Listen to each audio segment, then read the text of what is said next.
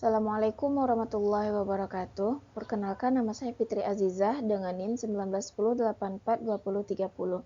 Sebelumnya, saya ingin mengucapkan terima kasih kepada Bapak Ibu dosen penguji, seterusnya kepada Bapak Muhammad Ihsan Kabullah SIP MPA selaku pembimbing pertama dan Bapak Dr. Hendri Kuswara SIPM Soc SC selaku pembimbing kedua. Baiklah, pada kesempatan kali ini izinkan saya mempresentasikan proposal penelitian saya yang berjudul Kegagalan Kebijakan Sistem Zonasi di Provinsi Sumatera Barat. Bab 1, pendahuluan. Latar belakang masalah. Sistem zonasi merupakan sistem pengelolaan pendidikan yang digunakan untuk mencapai pemerataan pendidikan yang berkualitas dan berkeadilan dengan tujuan untuk pemerataan akses layanan pendidikan serta pemerataan mutu pendidikan yang berkualitas. Secara spesifik, tujuan sistem zonasi adalah untuk meningkatkan pemerataan dan keadilan dalam mengakses layanan pendidikan, menghilangkan diskriminasi seperti kastanisasi, favoritisme di dunia pendidikan. Selanjutnya, sistem zonasi tertuang dalam Permendikbud nomor 14 tahun 2018 tentang penerimaan peserta didik baru dan mengalami beberapa kali perbaikan sehingga aturan terakhir yaitu Permendikbud nomor 1 tahun 2021. Pada tahun 2018, untuk penyempurnaan pelaksanaan kebijakan, pemerintah pusat, khususnya Kementerian Pendidikan dan Kebudayaan Republik Indonesia, menginstruksikan kepada pemerintah daerah untuk membuat teknis pelaksanaan kebijakan yang menyesuaikan dengan karakteristik daerah dan kebutuhan daerah masing-masing, akan tetapi tetap berpedoman kepada kebijakan pusat. Selanjutnya, kebijakan zonasi ini berhasil menghilangkan label sekolah favorit dan menghapus kastanisasi dalam dunia pendidikan, bahwa pada saat sekarang ini sudah tidak ada lagi label sekolah favorit dan non-favorit yang ada di Indonesia. Akan tetapi, bersamaan dengan capaian tersebut, beberapa permasalahan-permasalahan baru bermunculan dan tidak dapat dihindarkan, seperti terdapat adanya kecurangan-kecurangan selama PPDB berlangsung ataupun ketidakoptimalan sistem saat PPDB dilaksanakan.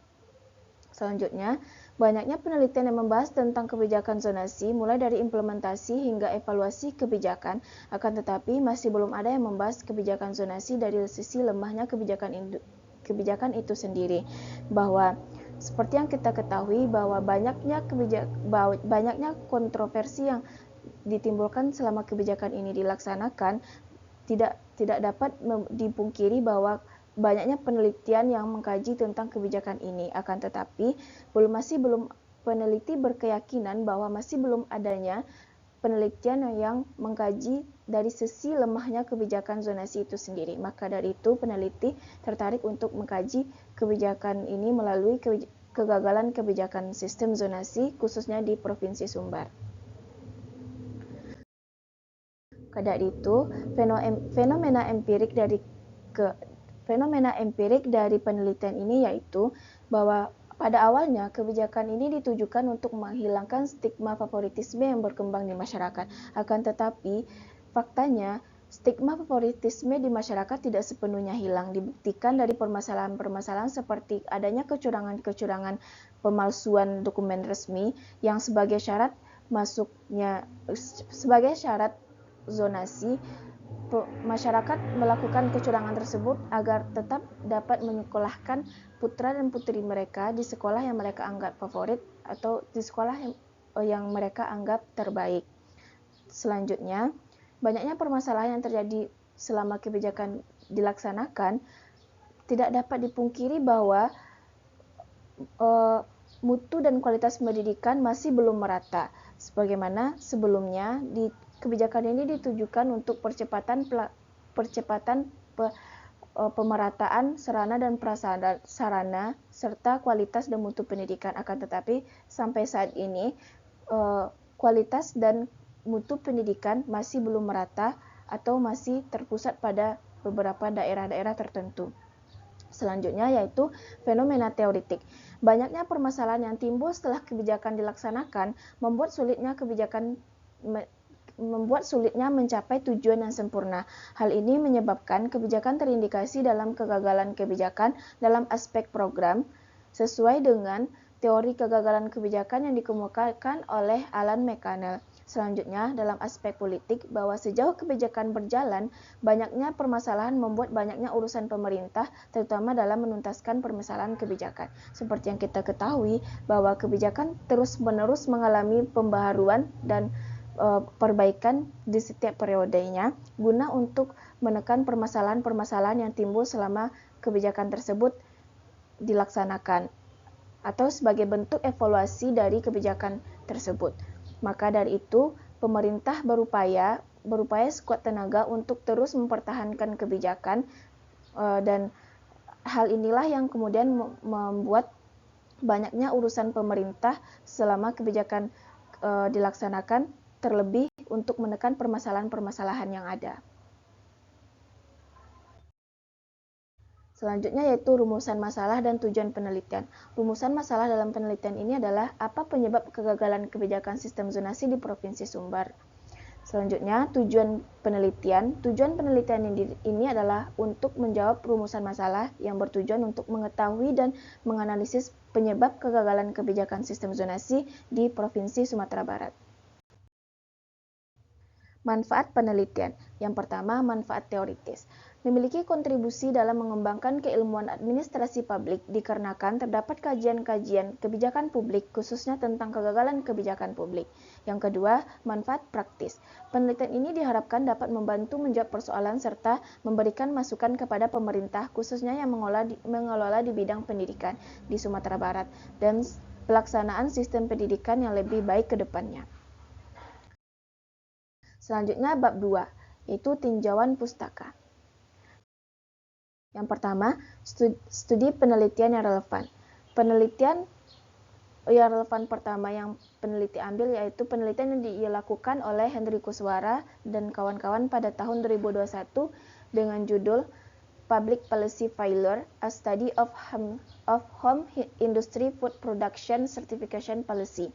Penelitian yang kedua yaitu penelitian yang dilakukan oleh Putri Maharani Aulia pada tahun 2022 dengan judul Implementasi Kebijakan Penerimaan Peserta Didik Baru atau PPDB melalui Sistem Zonasi pada Jenjang SMA Negeri di Kota Padang, Sumatera Barat tahun ajaran 2021-2022.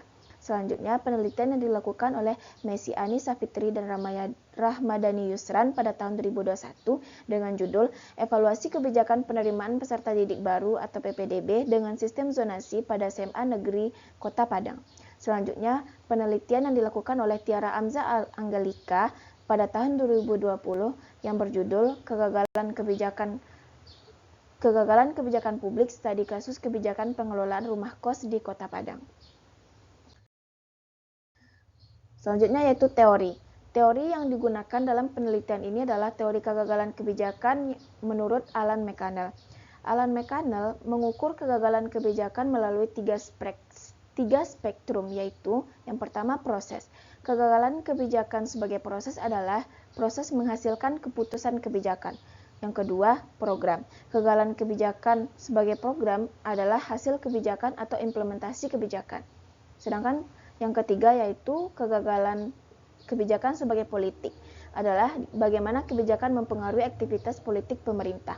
Dari ketiga spektrum tersebut, Alan McCannell mengemukakan ada 3 derajat kegagalan, yaitu yang pertama kegagalan yang dapat ditoleransi, yang kedua kegagalan berkonflik, yang ketiga kegagalan langsung.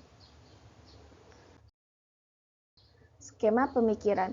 Untuk skema pemikiran bisa dilihat dari layar presentasi sebagai berikut. Selanjutnya yaitu definisi konsep. Kebijakan publik.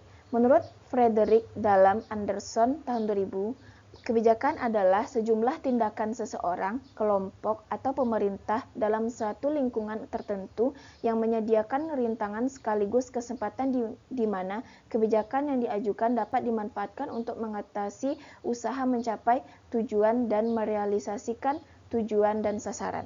Kegagalan kebijakan. Sebuah kebijakan gagal jika tidak mencapai tujuan yang ingin dicapai oleh para pendukung, dan oposisi besar dan atau dukungan hampir tidak ada. McCannell juga mengemukakan kegagalan kebijakan merupakan citra cermin dari kesuksesan. Sistem zonasi. Sistem zonasi adalah cakupan wilayah atau area penerimaan peserta didik baru dalam satu kota atau kabupaten. Definisi operasional. Definisi operasional sendiri terdiri dari indikator, kriteria, serta cara mengukur yang dapat dilihat dari layar presentasi sebagai berikut.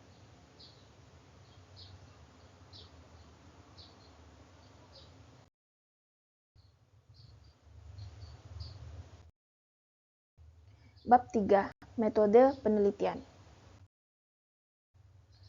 Metode penelitian atau pendekatan penelitian dan desain penelitian yang peneliti lakukan dalam penelitian ini adalah menggunakan pendekatan deskriptif dengan metode kualitatif. Untuk teknik pengumpulan data, peneliti menggunakan wawancara dan dokumentasi. Selanjutnya, teknik pemilihan informan yaitu snowball sampling, dan peranan peneliti adalah instrumen utama dalam penelitian. Selanjutnya, proses penelitian.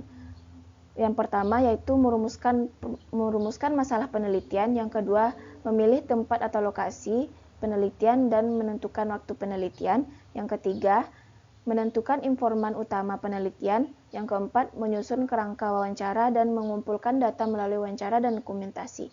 Unit analisis dari penelitian ini yaitu kelompok. Untuk teknik analisis data menggunakan teknik analisis data yang dikemukakan oleh Miles dan Huberman, yaitu yang pertama redaksi data, yang kedua penyajian data, dan yang terakhir yaitu penarikan kesimpulan dan verifikasi. Untuk teknik keabsahan data, peneliti menggunakan triangulasi sumber. Sekian presentasi dari proposal penelitian saya. Terima kasih atas segala perhatian dan mohon maaf atas segala kesalahan. Wassalamualaikum warahmatullahi wabarakatuh.